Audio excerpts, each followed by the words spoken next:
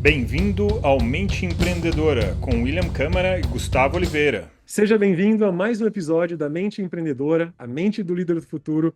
Eu sou o William Câmara e eu estou aqui com o Marcos Nagano e hoje nós vamos conversar um pouquinho sobre toda a trajetória do Nagano e dos 10 pastéis. Seja bem-vindo, Marcos. Tudo bem contigo? Obrigado, Will. Bom estar É aqui um com prazer estar conversando com você aqui o nesse prazer. podcast. Vai ser É um muito. podcast? É um podcast, é verdade.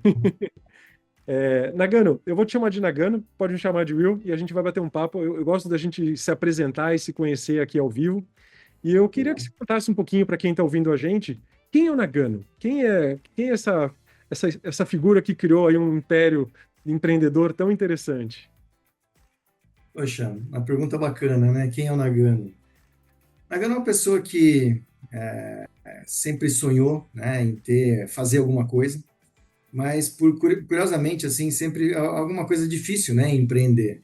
E eu, ser de origem japonesa, a educação sempre foi de estudar, né? Era coisa que era uma regra, é uma obrigação, né, minha de fazer isso. Me formei, sou engenheiro mecânico, e por duas vezes fui funcionário público, passei em concursos públicos e mais tarde estava trabalhando na carreira de analista de sistemas, já também um pouco fora da minha área de formação, mas e nesse momento tive já com uma carreira consolidada, né, já traçando metas para gerências, para poder galgar alguma coisa maior, mas sempre com aquele objetivo, aquele sonho de trabalhar para você.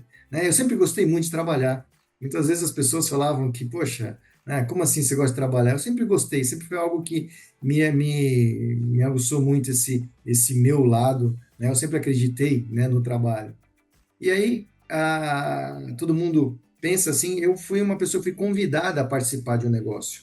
Tinha uma pessoa que era do ramo de pastéis e que começou a ver o seu negócio ter alguns formatos diferentes, algumas pessoas pensando em franquias. E na época, né, isso em 94, mais ou menos, 95, a gente nem ouvia falar muito disso. E eu comecei a estudar sobre o assunto, me aprofundar, e a gente começou a ver a possibilidade, e aí esse convite que ele me fez, nós realizamos através de um sonho meu, e para poder ajudá-lo, eu entrei nesse ramo de franquias e no negócio da 10 Pastéis. Então, o Nagano é uma pessoa que sempre foi obstinada a querer algumas coisas, tem um lado do Nagano muito forte, que é o lado do esporte. Sempre gostei muito de esporte e de competição. Então, é um outro lado que o Nagano tem, de que acredita, né, também no esforço, onde no esporte tem uma coisa muito ingrata e muito legal, né, que quando você chega e tem que competir, é medido pelo placar, e quando você fala que quase ganhei, né, você perdeu o jogo. Então, é algo que marca muito na minha vida, esse lado da vitória, da lado da conquista, o lado de você querer atingir um objetivo. Legal, Nagano. Bom conhecer um pouquinho mais. Eu adoro conversar com engenheiros, também sou engenheiro de formação. Eu acho que o engenheiro tem uma mente prática, né, pragmática de criar coisas que simplifica algumas etapas aí do processo.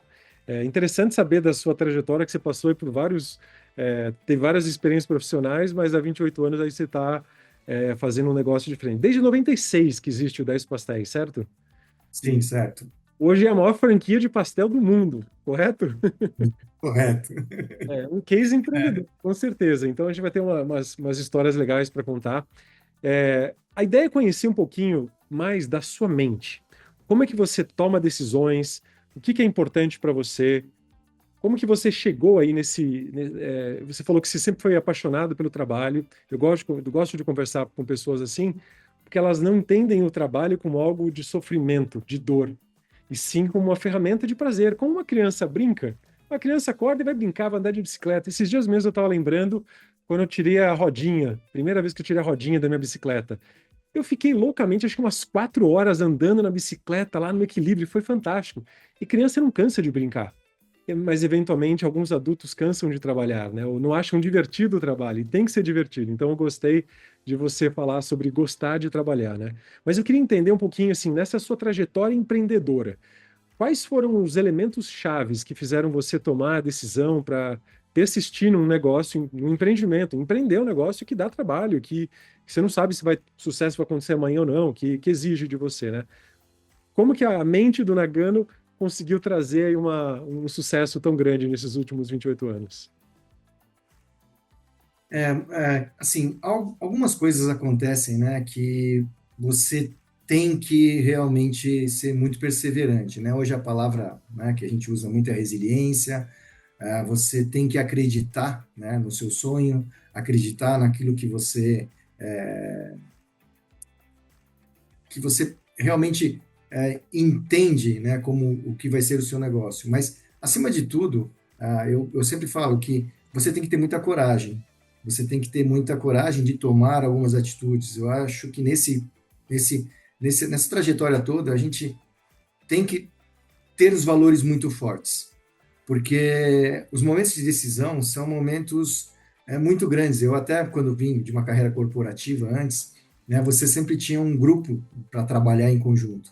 Quando você passei a ser um empresário, isso foi algo que realmente marcou muito, né, porque aquilo que a gente ouvia, né, que a decisão é solitária, né, que a vida do empresário é algo realmente, né, é você nesse momento, é realmente uma grande verdade. Então, a trajetória toda nesse sentido, nessa formação, é você acreditar, porque entre um louco e um gênio tem um fio de cabelo, né? Aquele que deu certo e aquele que deu errado. Muitas vezes, né, quando eu abandonei meu emprego, tem uma história bacana que, né, poxa, eu tive que investir tudo que eu tinha, mais um pouco, né, até não tinha muitas saídas. Isso acho que também é outra coisa que ajuda muito a você a não ter muitas escolhas nessa vida, né? Você ter um caminho, né, que você acreditou e quase que dá um all-in na vida, né, nesse momento. E eu lembro que quando a gente foi fazer um negócio, meu sogro perguntou para o meu cunhado assim, falou, e é fácil de vender as máquinas, aquilo que ele está comprando, então é algo que muitas vezes todo mundo quer acreditar, mas, né, também fica pensando, né, de como vai ser uma outra oportunidade. E não, nesse momento você realmente tem que acreditar muito, trabalhar muito, sem ter ser inconsequente, mas saber que vai ser o seu esforço, os seus valores que vão conseguir construir algo que você possa se orgulhar e realmente possa dar resultado na frente. Gostei da sua frase do entre um louco e um gênio tem um fio de cabelo, né? E ela está muito associada aí em circunstâncias, como você disse, né? Um empreendedor, um líder, às vezes ele tem que tomar decisões, ele está muito sozinho ali na tomada de decisão. A vida de um empresário, ou de um grande líder, ela é muito solitária. Pois faltam aquelas pessoas para te apoiar, para te trazer informações, para te ajudar na tomada de decisão. Não é nem só trazer informações, é falta de trazer uma perspectiva, né? Que quando você está à frente de um negócio, você tem que puxar todo mundo na sua direção, né? Então, às vezes falta um apoio de outras mentes. Por isso que eu gosto de trabalhar em conselhos ou com mentorias, porque de alguma forma você consegue ouvir uma outra opinião, uma outra perspectiva e amadurecer a sua, né? Dar um reality check, um choque de realidade lá para ver se você está no caminho certo ou se você está muito louco ali naquela tomada de decisão, né? E às vezes a gente precisa, como líder, de um chacoalhão aí, né? E eu gostei muito do que você falou sobre não ter escolhas, não ter muitas escolhas. Esse é um dos grandes problemas de muitas pessoas que abrem muito leque de opções. Eu tenho muitos caminhos para seguir e acaba não dando certo em nenhum, porque ele não vai all-in naquele caminho, né? E quando você só tem um caminho, você faz aquele caminho dar certo de qualquer jeito, né? Tem aquela velha parábola do queimem os navios. Em alguma guerra, em algum momento, o comandante, depois que todo mundo desembarcou dos navios para a guerra, ele falou: queimem todos os navios, pronto. Eu não lembro qual foi o comandante louco que fez isso, mas foi a única forma de fazer com que os guerreiros lá ganhassem a guerra, porque eles não teriam como voltar para casa. Ou ganhavam, né? Então, eu acho que isso, como a mente empreendedora, ela precisa desse toque, né? De poste tudo que você puder, invista toda a sua energia. Você não tem outra opção. Porque senão a chance de você ficar pensando igual o teu sogro comentou, né? Ah, talvez, quanto dá para vender esse equipamento aí se as coisas não derem certas, a chance de não dar certo aumenta muito, né? Porque você já pensa já com o pé atrás, né? E a coisa não funciona, né? Bom, Nagano, além desses elementos que você trouxe aí com relação à tomada de decisão, ter muita coragem, trabalhar muito, né? Você ter apostar tudo que você puder, que você tiver ali no seu negócio. O que que você considerou, na sua forma de pensar, algo muito importante para o sucesso que vocês têm hoje? Olha, uma coisa que a gente pode falar muito, às vezes as pessoas acham, mas você tem que ter muita sorte na vida, tá? Você tem que realmente ter ajudas. ah, as coisas, né? É lógico que tem muitas essas frases, né, que a gente fala, quanto mais eu trabalho, mais sorte eu tenho, não tenha dúvida. Mas eu acredito que eu tenha muita sorte, eu tenha trilhado em alguns momentos, né, ter tudo acontecido do jeito que você trabalhou. Eu falo sempre algo que os momentos onde você tem que ter mais calma são os momentos mais difíceis que você tem, né? Eu brinco até, fazendo uma analogia ao esporte, né? Ao futebol. Poxa, um grande artilheiro chega na hora que vai o gol abre para ele, porque ele tem tanta calma, ele enxerga tudo, né? Eu já uma outra pessoa com a visão diminui, acaba caindo todas as possibilidades, o goleiro fica maior que o gol. Então, eu vejo assim, para a gente também nos negócios é a mesma situação. Naqueles momentos onde vão acontecer os problemas, você tem que ter a calma, conseguir enxergar aquilo que as outras pessoas não enxergam, você conseguir trabalhar nesse momento em situações para ajudar as pessoas né, porque você não faz nada sozinho, né? Você tem que trabalhar com as pessoas, fazer eles acreditarem em você, e nesse momento, as coisas mais difíceis que existem é alguém chegar e falar, eu confio em você, né? Então, essa carga, muitas vezes, em vez de ser algo positivo, é algo que, se você não tiver a condição, vamos dizer assim, a sensatez, aquele momento onde você possa receber essa responsabilidade, é algo que pode fazer com que muita coisa dê errado. Eu acho que esse ponto aí que você trouxe, né, eu gostei desses dois pontos, da sorte e da liderança, né, de transmitir a visão para as pessoas, para conseguir ter pessoas ao seu lado. Então, primeiramente, a sorte. A sorte é uma coisa que ela não é tangível, né? Mas o trabalho duro faz com que você crie as oportunidades, né? Hoje mesmo, um amigo me ligou e falou: vou mudar minha vida, mudei tudo, arrumei um trabalho diferente aqui, vou trabalhar fora do Brasil de novo, surgiu uma oportunidade, eu tinha que aproveitar. E eu falei: você tem que aproveitar mesmo, porque você construiu essa rede de relacionamentos que permitiu que você tenha isso. Ele tinha comentado, eu tenho muita sorte em conseguir tudo que eu tenho. Não, você construiu essa rede de relacionamentos que abriu essas oportunidades, né? Então, tanto um empreendedor ou um líder, abrir o espaço para que a sorte atue, né? Senão não funciona. Não. Então, você tem que fazer a sua parte, né? Para que a sorte faça parte dela, né?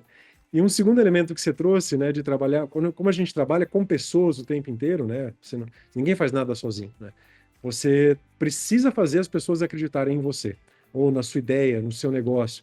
Então, na minha visão de liderança, né, que é o que a gente estava falando aqui agora, o líder ele tem que regularmente transmitir a visão dele para um colaborador, para um liderado, para um parceiro. E até sócios, até parceiros de negócio, um o tempo inteiro levantando o outro ali, né, para lembrar do sonho, lembrar dos nossos valores, dos princípios, onde a gente quer chegar, que a gente aqui está lutando junto. Tal como num relacionamento, até num relacionamento de casal, a mesma coisa. Trazer os sonhos, as ambições, para que os dois, um apoie o outro quando precisa. Porque às vezes um sócio está lá, está melhor, o outro não está tão bem, isso muda, então está sempre um apoiando o outro, tal como num relacionamento. É um relacionamento de negócios, né? Então, fazer as pessoas acreditarem em você, no seu sonho, na tua visão, dá um trabalhão, mas recompensa, né? Recompensa, assim, é algo que é muito bom, né? Você conseguir qualquer tipo de vitória, qualquer tipo de conquista, né? Isso vale a pena.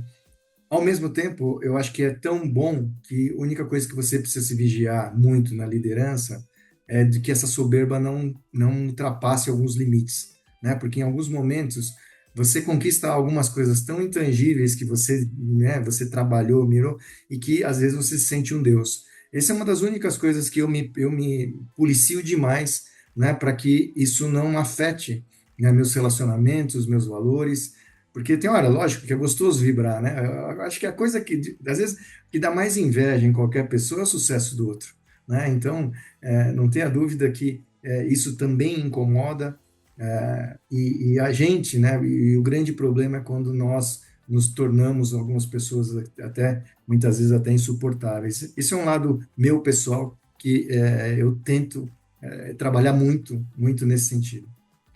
Eu acho que você tem um bom nível de autopercepção para lembrar que o sucesso incomoda. E a gente precisa tomar cuidado com esse incômodo que o sucesso gera, né, para não deteriorar as nossas relações, né? Infelizmente, no Brasil, a gente vive numa certa escassez de alguns recursos. Não é um país abundante, né, financeiramente falando, de oportunidades, de educação. Poucos conseguem avançar ali. Se você vê a quantidade de pessoas que têm educação superior, é um percentual muito pequeno da população brasileira. Então, a sociedade como um todo, de alguma forma, tem um pensamento de escassez, olhando sempre o copo meio vazio. E quando alguém faz um mínimo ali, uma coisinha, já fica com aquele incômodo, né? Já gera aquele incômodo. E às vezes a gente mesmo carrega o incômodo do sucesso.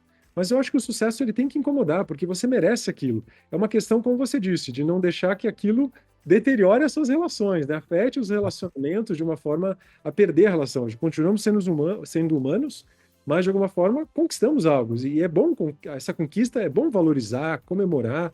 Eu acho que a gente merece isso, porque é uma vitória, uma grande vitória mesmo no trabalho, no empreender, né? Ele tem tantos obstáculos, tantas interferências, que a hora que a gente consegue vencer, a gente precisa abraçar aquela dopamina, nos parabenizarmos, para continuar conquistando, né? Continuar ganhando, né? Continuar à frente, né? Então, não acho negativo, não, mas é um elemento bom para prestar atenção aí, né? Eu acho que essa comemoração faz parte, realmente é muito importante isso. Mas sem, como você bem falou, né, Will, sem que a gente perca, né, os valores, sem que a gente, né, deixe de respeitar as pessoas. E tem aquela grande frase, né, de você saber de onde você veio, né, para onde você vai, você pode construir. Mas não esqueça de onde você veio, toda a sua história, todas as pessoas. Você não construiu nada sozinho também. Uhum, verdade. Bom, falando em liderança, já que a gente entrou um pouco no assunto liderança, eu adoro esse assunto, tá, Nagano? Queria saber um pouquinho do seu estilo de liderança. Como que você vê a liderança, né? Liderar outras pessoas, como você falou agora há pouco, né? Transmitir a visão. Qual que é a tua visão de liderança? Como que você usa isso no seu dia a dia? Esse é um ponto delicado, tá? Porque eu não vou falar coisas aqui da teoria, né? Vou falar das verdades um pouco, Por onde favor. você erra muito nesse sentido.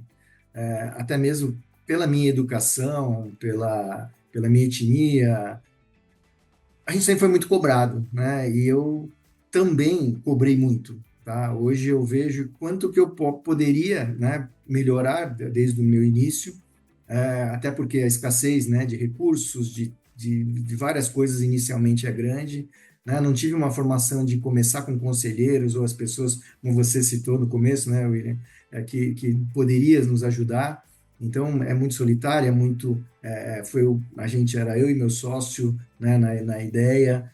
Então, hoje é algo que essa liderança vem sendo construída, né? Eu acho que a liderança, como nós dissemos no início, ela tem que ser seguida, né? Um líder nunca é líder porque ele diz, mas sim porque as pessoas o veem como uma pessoa a ser seguida. Então, eu sei que fiz muitas coisas certas, mas teve muitos momentos que eu fui muito, muito duro, sabe? E poderia ser trabalhado de uma forma melhor. Mas não sabia fazer isso na época, né? Até hoje, né, recentemente, eu estou trabalhando com o pessoal do MCI, um abraço para o pessoal do MCI, MCI aí que a gente tem, que é uma construção de felicidade. E hoje eu vejo que, né, a gente pode construir uma felicidade de uma maneira onde você não tem uma felicidade que é essa felicidade como muitas pessoas enxergam, mas é uma felicidade construída, consciente, né, onde tenha todos os seus deveres, suas obrigações, mas que você também pode fazer qualquer coisa tentando fazer com que as pessoas se tornem pelo menos os menos infelizes possíveis, né? Você realmente é uma pessoa que que tem uma certa influência, e qualquer palavra ou qualquer coisa que você diga, né, pode influenciar bastante as pessoas. Mas é algo que eu tenho trabalhado e tentado melhorar bastante, tá, Will? Porque não era uma coisa tão natural da minha parte, né? E quanto você vê, às vezes, encontrar pessoas onde fala, poxa, naquele tal momento você me falou tal coisa que isso me ajudou ou que mudou. Então, muitas vezes, né, isso você começa a ter uma consciência diferente. Um outro ponto que a gente vê é muitas vezes as pessoas saem da empresa e mais tarde vêm falar com você e falar, nossa, né, quanto você me influenciou depois, no momento às vezes não entendi. Então isso é algo que hoje eu quero tentar influenciar de uma maneira mais rápida, né, tentar ser uma forma melhor, realmente me melhorar, tá, para eu ficar de uma forma que eu consiga transformar as pessoas de uma maneira melhor e com uma qualidade minha de comunicação maior, tá? Eu aprecio a sua autenticidade, a sua verdade, dizer que você é um líder, que você está construindo liderança, né? Acho que o primeiro erro do líder é dizer que ele já é um bom líder. Porque a gente está sempre construindo, o tempo todo. Nós vamos errar e a gente vai se arrepender de muitas coisas que a gente fez no passado, em termos de lidar com pessoas. Tem um amigo que ele fala: monte logo a sua primeira equipe, porque você vai perder ela inteira. Que você vai cometer muito erros nessa primeira equipe de liderança. Depois renova e a segunda você já acerta um pouco mais a mão, não erra tanto, né? Então todos nós estamos sempre aprendendo como líder. Hoje a Upskill é uma empresa que treina líderes a serem melhores líderes. A Upskill Platform é uma empresa que eu sou sócio. E é muito interessante como a gente treina líderes que estão ali há 10, 20, 30 anos no front. E eles têm uma baita habilidade de liderar grandes equipes, liderar líderes com equipes lá também enormes, mas ao mesmo tempo estão sempre abertos para aprender. Então, essa atitude de ser mentorado, né, de ser treinado, que um líder tem que ter, isso tem que ser para o resto da vida. Recentemente, eu incorporei num grupo de mentores um grande líder com mais de 80 anos. Então olha, uma pessoa com mais de 80 anos está ali aberta para aprender como liderar, como treinar liderança em outras pessoas. Ou seja, tem que ter muita estima sobre si para estar aprendendo, mesmo depois de 60 anos de trabalho, né? Porque as coisas mudam. Então, o mundo mudou, o mundo se atualizou. Eu não sei, você já deve ter os seus 50 anos, como eu aqui, mas de 50 anos para cá, para hoje, muita coisa mudou. A forma, as relações mudaram.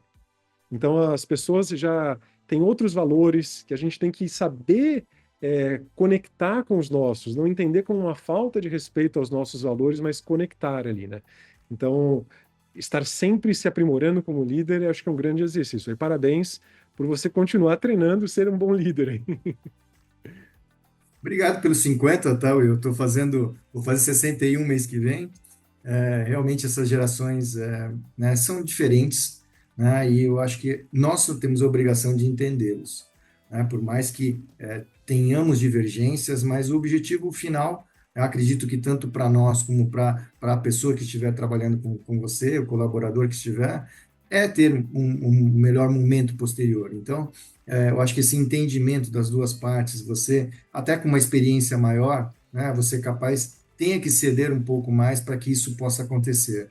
Então, aquilo que você comentou, né, dos sócios ou do casamento, se alguém estiver melhor, nesse momento você realmente tem que se doar um pouco mais para que as coisas possam dar um resultado. Então, acho que o líder tem que estar sempre preparado para isso. Nem sempre a gente está, né? Eu acho que tem momentos, tem etapas da vida que você tem que ser um pouco mais duro, e isso você também não pode fugir, né? O líder, ele muitas vezes gostaria de ser amigo de todo mundo, né? E você vê que muitas vezes isso não acontece, porque você toma medidas muitas vezes não populares ou medidas que realmente tenham que, né, ser tomadas, principalmente, pelo menos na sua cabeça, na sua verdade. Isso você tem que pagar esse preço, como você paga o preço do sucesso que nós falamos agora, mas também tem alguns momentos que essa liderança, ela tem que ser uma liderança consciente, né? Saber que não é tudo um mar de rosas, como a gente está falando, mas que você tem que gostar de liderar, né? Eu lembro até uma vez uma funcionária que hoje é minha sócia, mas o que você mais gosta de fazer? Me chamou muita atenção, porque ela falou, eu gosto de mandar. Eu falei, nossa, você gosta de mandar? Isso ficou gravado na minha cabeça, né? Porque é difícil de alguém falar isso.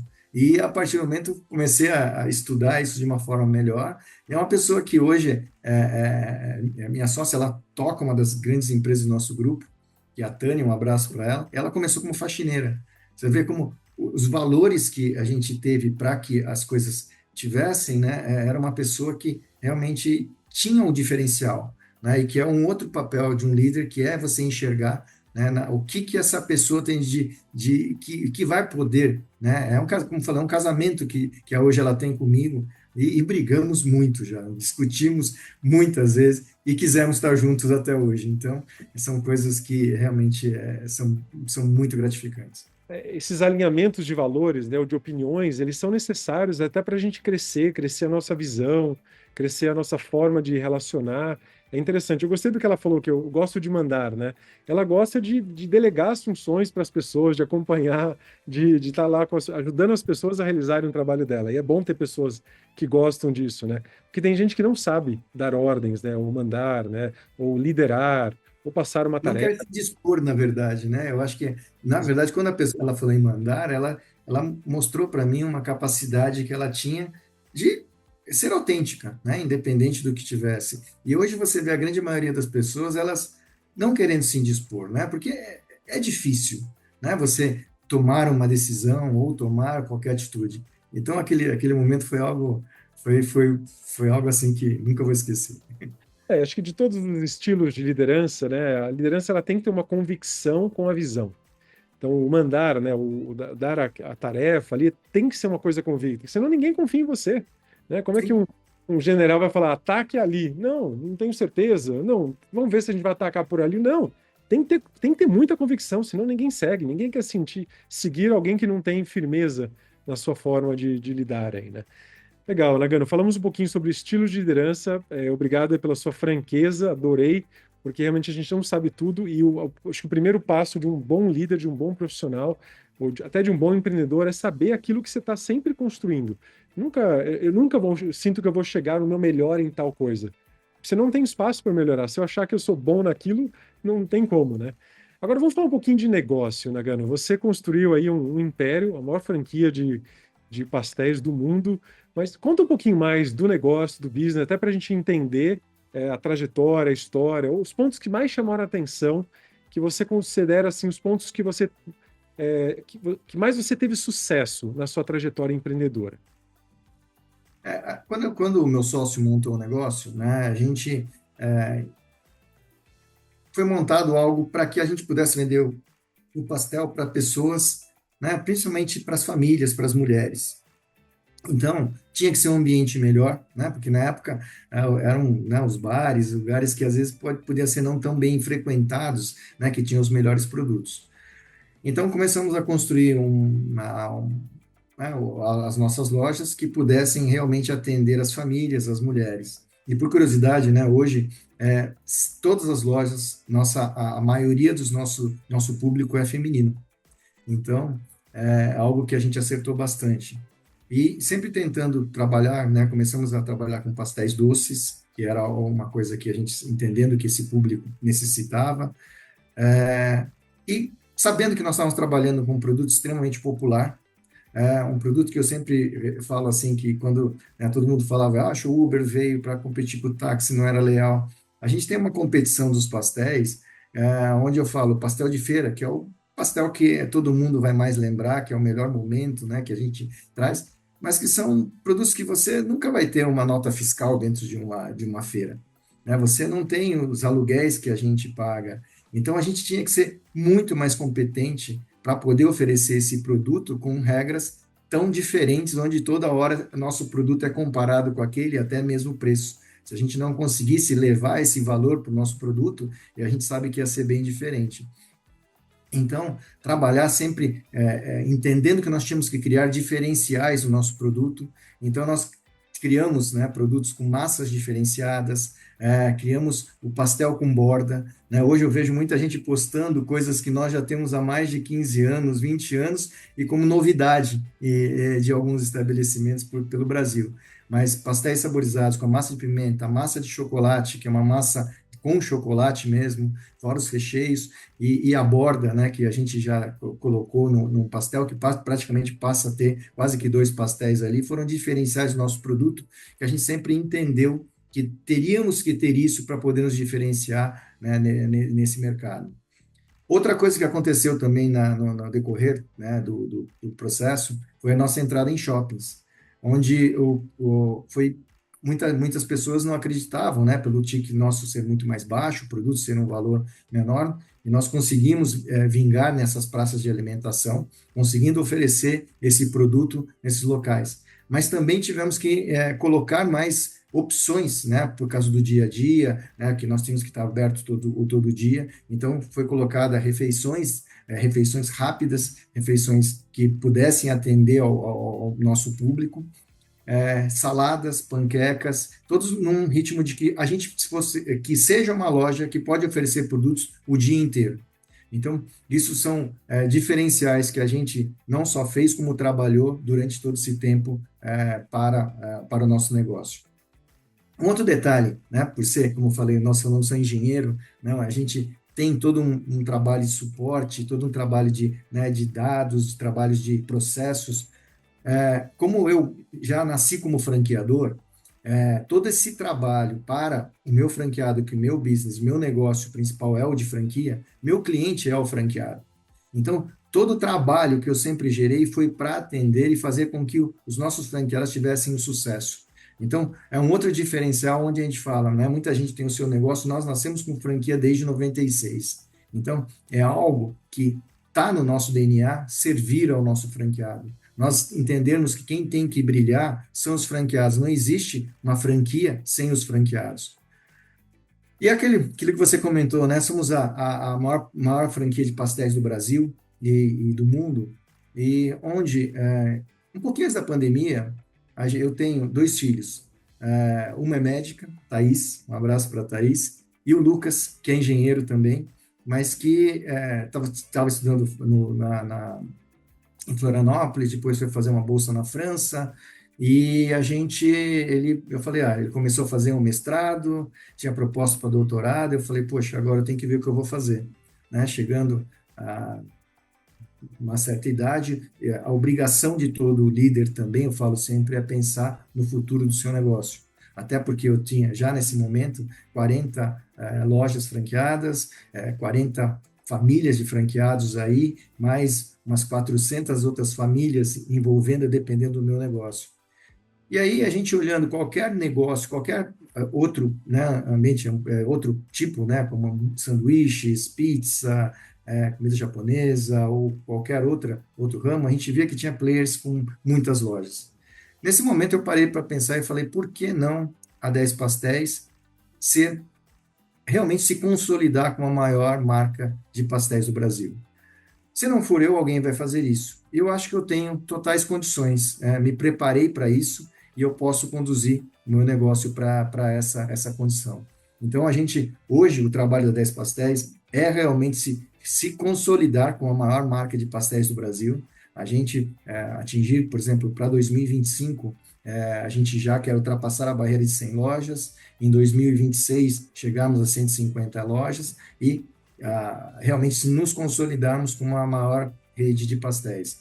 Então, essas são metas que eu passei a ter que ter em um certo momento, para que também, né, todas as pessoas que estavam trabalhando junto comigo, mesmo os franqueados, entendessem para onde a 10 Pastéis iria. E também foi algo bem assim difícil, você deve passar por isso, ouvir esse processo de sucessão, onde o Lucas, quando depois ele veio se formou lá e tinha que se formar em Florianópolis, veio falar comigo e falou assim, se for para trabalhar com engenharia, eu vou voltar para a França. Mas, se for para voltar para o Brasil, que é uma vontade muito grande minha de voltar, saudades do país, saudade da família, eu queria trabalhar na nossa empresa, da família. Nossa, minha esposa quase pirou, né? Porque falou, olha, não vai dar certo, eu conheço você, conheço ele.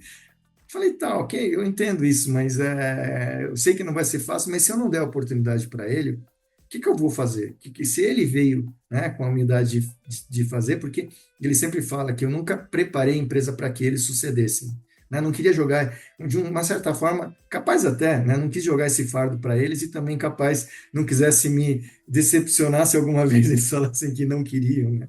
Continuar. Então, não sei direito, mas eu sempre preparei para um profissionalismo, mas não tenha dúvida, né? Que estou muito contente com o Lucas junto comigo na empresa, mas também preparando a Thaís, né, que é minha filha, para ser uma conselheira futuramente da empresa, prepará-los realmente para serem empreendedores.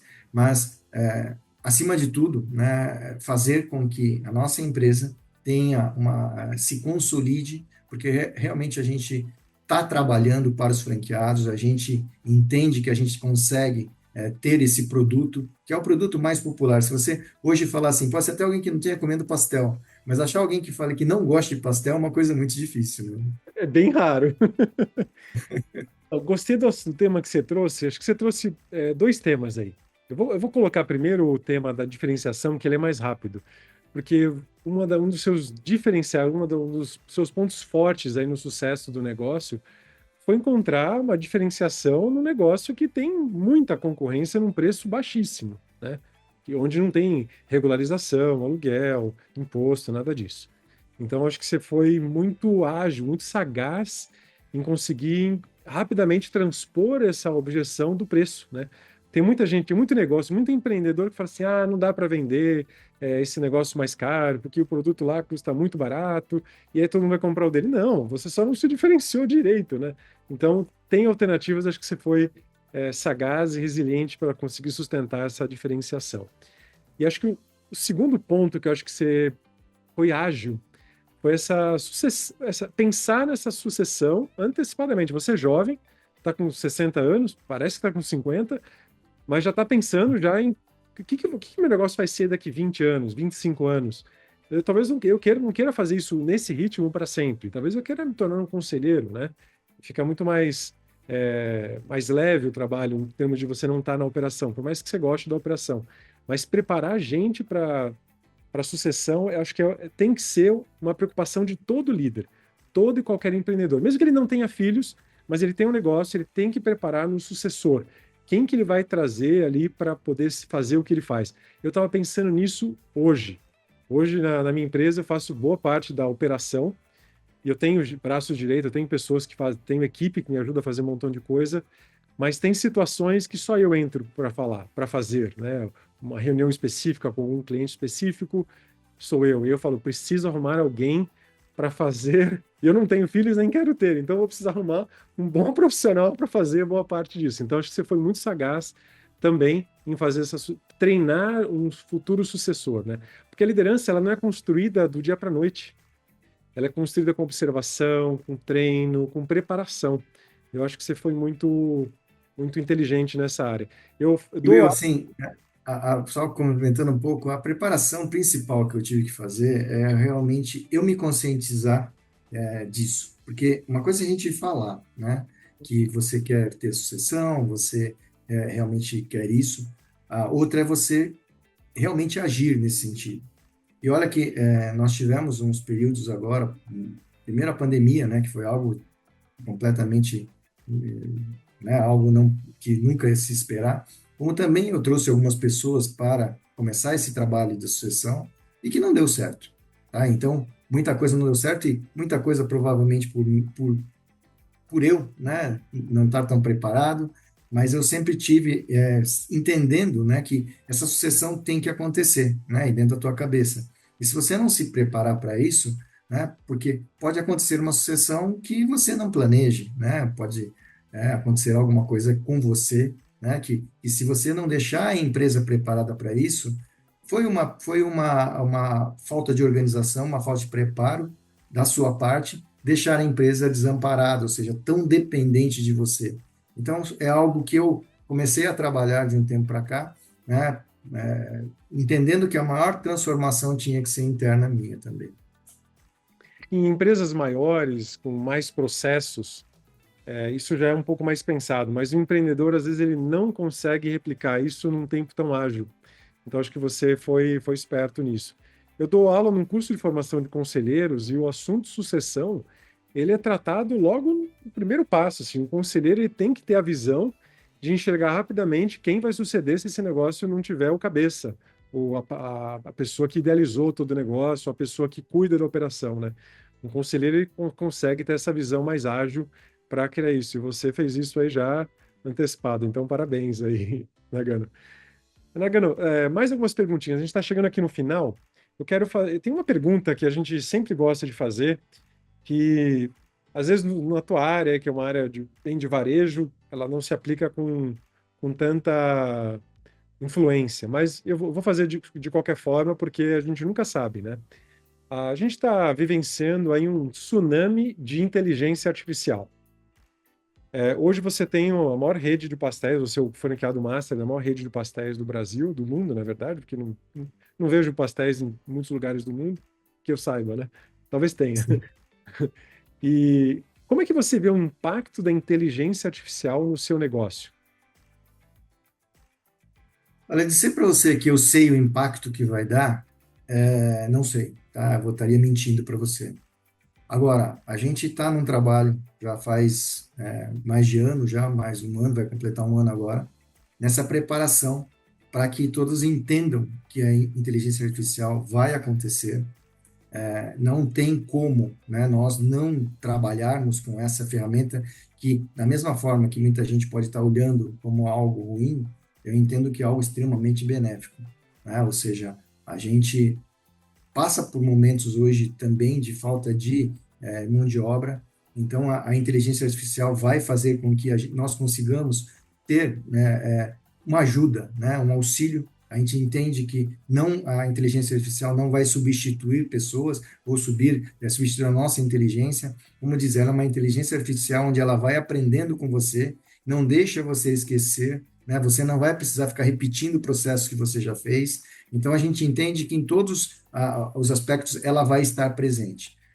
Hoje, nós estamos trabalhando principalmente os dados, até contratamos uma empresa para trabalhar com os nossos dados, para que já esteja acoplado às plataformas onde nós vamos poder tirar informações via inteligência artificial. Isso é um trabalho que termina uma fase agora nesse final de ano, e o grande trabalho vai ser o ano que vem. E também, internamente, né, por exemplo, até coisas como fazer uma ata de reuniões que até tempo atrás fazíamos. Começamos a utilizar recentemente a inteligência artificial para fazer as atas de reuniões. Estamos usando algumas outras ferramentas de acompanhamento de processos, de projetos, buscando aquilo que hoje tem esse lado da inteligência artificial.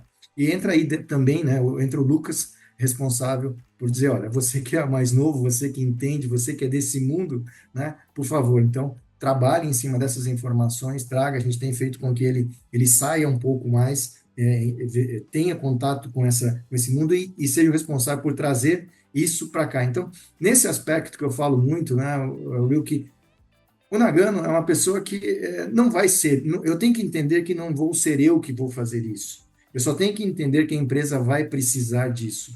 Então, não adianta travar ou fechar para o mundo que as coisas que as pessoas estão falando, a gente tem que olhar, buscar realmente informações, mas saber, né? Por exemplo, eu sou uma pessoa que, se eu não precisasse ter o celular, capaz não tivesse.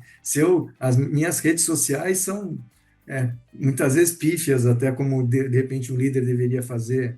Então, é um mundo diferente, mas a sua empresa não. Né, o seu público, né, que você nós somos hoje os baby boomers, né, na verdade, essas gerações com as letras aí, X, Y, Z, o Y, são hoje o mercado consumidor atual. E esse mercado, essas pessoas já vão consumir dentro desse novo mundo, dessa nova tendência. Então, o que eu entendo se você não estiver preparado para isso, a empresa pode não existir, porque você não vai estar competitivo nesse momento. Vão poder aparecer pessoas com muito menos recurso, né? O que tem acontecido com muitas startups, né? Você olhando, menos condições e ultrapassando empresas que tinham mais padrão, tinham isso, mas não conseguiram, pelo menos, enxergar, ou pelo menos ter a humildade de entender que o mundo está mudando. A sua estratégia que funciona hoje, com certeza, não vai funcionar amanhã.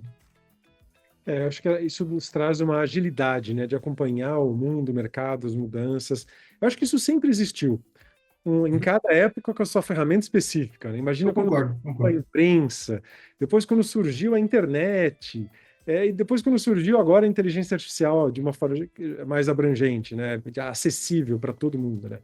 O que eu vejo da inteligência artificial é que o conhecimento ele expandiu todas as barreiras possíveis. Então, hoje qualquer pessoa pode ser muito inteligente com a ajuda da inteligência artificial.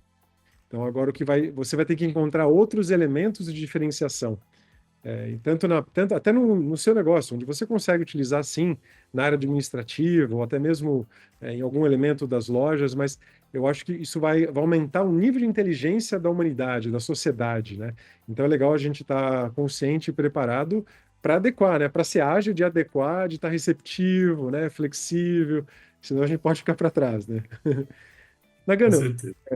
queria agora que você deixasse um recado final ou um conselho para empreendedores, ou contasse alguma história de alguma coisa do seu negócio que foi relevante para você e que você acha que deve ser perpetuado. Então, uma curiosidade, uma sacada, um conselho, alguma coisa que você queira deixar de mensagem para os empreendedores e futuros empreendedores ou futuros líderes que nos ouvem.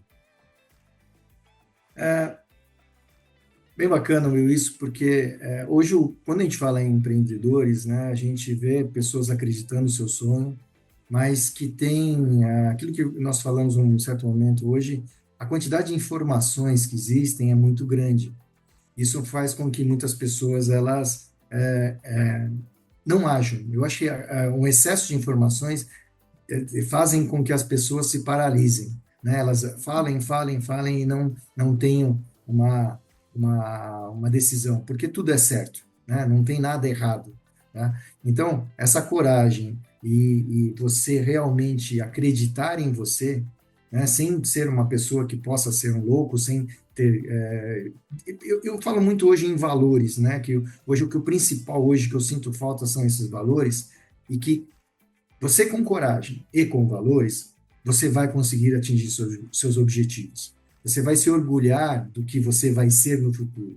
Eu acho que isso é algo que, para mim, é extremamente importante. Hoje, o que eu mais tento fazer é com que as pessoas se orgulhem e aquilo que você comentou. Se eu tenho os valores e tenho esse orgulho de ser o que eu sou, as pessoas vão me liderar. Vão sentir lideradas, vão conseguir, né, entender o que eu quero fazer, mesmo que muitas vezes eu esteja errando em algumas ações que você faça. Então, um conselho que eu dou é realmente que você tenha coragem, né, você acredite em você, mas nunca esqueça os seus valores.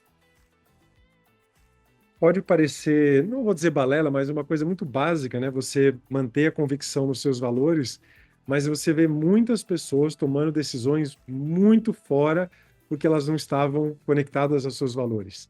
Tem um estudo feito por um cara que ele foi estudar os criminosos do colarinho branco. Curioso, né? Por que que um cara com muito dinheiro foi preso? E ele foi lá e estudou dezenas de criminosos do colarinho branco e ele identificou uma coisa comum entre eles. Naquele momento de tomada de decisões, se ele ia fazer ou não ia fazer aquela coisa errada, ele não estava com, ele não estava com um preparo mental e emocional para se manter firme aos seus valores. Ele estava num nível de estresse, ou ele não estava conectado com os seus valores, ele estava conectado com outra coisa que não era nem dele. Uma circunstância, uma situação, uma ganância. Ele abriu mão dos seus valores pessoais, tomou péssimas decisões e acabou indo preso, né? E ele não precisava, porque era um cara já muito próspero, já um cara já de milhões, e ainda assim o cara vai preso. Então é curioso isso, né? Então é um excelente recado, é uma coisa que a gente trabalha muito na Upskill, que é desenhar os valores do líder para que ele transfira isso no formato de princípios para o seu negócio. Porque o negócio, você tem a visão do negócio, onde você quer chegar, o que você quer ser, né? Como você já colocou, sua visão até para 2026. E quais são os princípios disso, né? Então, como é que eu toco esse negócio? Como é que nós vamos tomar as decisões, pensar juntos, né? Para que o negócio prospere. E a partir daí isso vai desenrolando em ações que vão gerar a operação do negócio de uma forma geral, né? Mas excelente, excelente lembrete, porque muitas pessoas esquecem dos seus valores. O Bacana, né? sucesso engana a gente, né, William? Acho que isso é o sucesso, o poder, são coisas tão boas, gostosas, e às vezes você você se trai, você é traído, né? E traído por você mesmo, né? Porque, como você falou, a gente tem que comemorar, a gente também tem que ter esse lado. Sim. Mas eu acho que o lado de você realmente ter esses valores é muito importante. Tem um filme que também ilustra muito bem isso, filme antigo, que chama Advogado do Diabo. É, Sim, a parte, tirando o elemento religioso, que nem o que importa, é mais a história mesmo que trata ali. Nós estamos falando de ganância, de você, da vaidade, de você acabar se guiando para ser algo, conquistar algo, né? E você perde o seu propósito, perde a sua conexão aos valores, né? Então, um excelente fechamento que a gente deu aqui no nosso papo. Nagano, muito obrigado pelo papo, foi muito bom estar aqui com você. Ficaria mais uma hora tranquilamente, mas a gente marca um para a próxima vez aí. Obrigado pela participação e até a próxima. Se você gostou do que falamos nesse episódio e quer ficar por dentro de mais conteúdo e atualizações, ou ainda mandar sugestões de temas do que você quer ouvir por aqui, siga o Instagram, @a mente do líder futuro. Até o próximo episódio.